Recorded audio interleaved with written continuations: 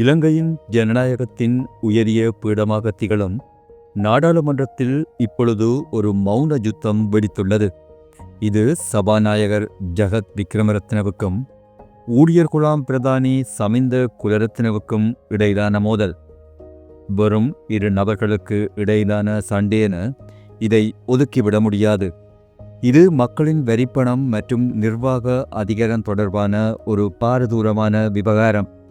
ஒரு மதிய உணவு நேரத்தில் தொடங்கிய இந்த சிக்கல் இன்று லஞ்ச ஊழல் ஆணைக்குழு வரை சென்றது எப்படி? இன்றைய இந்த காணொளியில் இது தொடர்பாக விரிவாக பார்ப்போம். 2024 ஆண்டு நவம்பர் மாதம் 21ஆம் தேதி புதிய நாடாளுமன்றத்தின் முதல் அமர்விலேயே அசோக ரண்டல சபாநாயகராக தேர்ந்தெடுக்கப்பட்டார். ஆனால் அவரது பதவிக்காலம் வெறும் 22 நாட்கள் மட்டுமே நீடித்தது. அவரது கல்விச் சான்றிதழ் தொடர்பான சர்ச்சைகள் வெடித்ததும் அவர் அவமானத்துடன் பதவி விலக நேரிட்டது. காமன்வெல்த் வரலாற்றிலேயே மிக குறைந்த காலம் பதவி வகித்த சபாநாயகர் என்ற கரைபடிந்த சாதனையை அவர் படைத்தார்.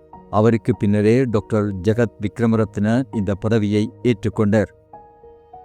நிர்வாகத்தில் அமைதி திரும்பும் என எதிர்பார்க்கப்பட்ட வேளையில் 2026ஆம் ஆண்டு ஜனவரி மாதம் 23ஆம் தேதி ஒரு அதிரடி முடிவு எடுக்கப்பட்டது. ஊழியர் குழாம் பிரதானி சமிந்த குலரத்ன பணியிலிருந்து இடைநிறுத்தப்பட்டார். அவர் தனது பணி அனுபவம் குறித்து தவறான தகவல்களை வழங்கியதாக குற்றம் சாட்டப்பட்டது. ஆனால் சபாநாயகரின் ஊழல்களை அவர் கேள்வி கேட்டதால் நான் பழிவாங்கப்படுகின்றேன் என்பது குலரத்னவின் அதிரடி பதிலடியாக இருந்தது. இந்த மோதலின் உண்மையான வேர் எங்கே இருக்கின்றது?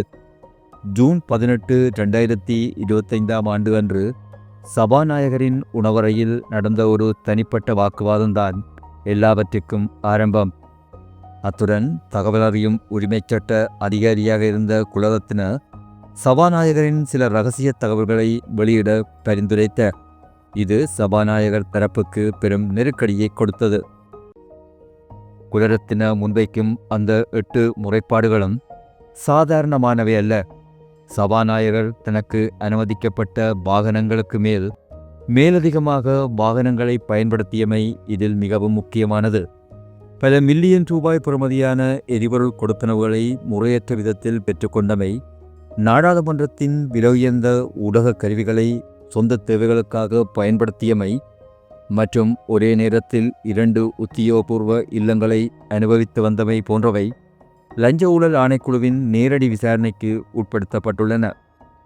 நாடாளுமன்றத்தில் இந்த விவகாரம் எதிரொலித்த போது எதிர்க்கட்சித் தலைவர் சஜித் பிரேமதாசா மற்றும் சாணக்கியன் ராசமாணிக்கம் ஆகியோர் கடும் கண்டனங்களை தெரிவித்தனர்.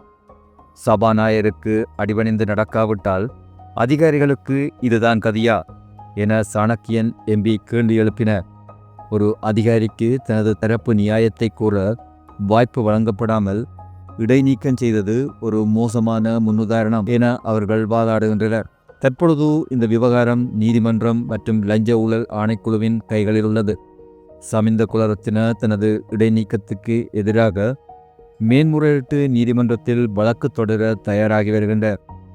சட்டத்தை உருவாக்க வேண்டிய இடத்திலேயே சட்டம் மீறப்பட்டதா அல்லது ஒரு அதிகாரி தவறாக செயற்பட்டாரா? இந்த அதிகார போராட்டத்தின் இறுதி தீர்ப்பு இலங்கையின் நாடாளுமன்ற வரலாற்றில் மிக முக்கியமானது. அதனை பொறுத்திருந்துதான் பார்க்க வேண்டும்.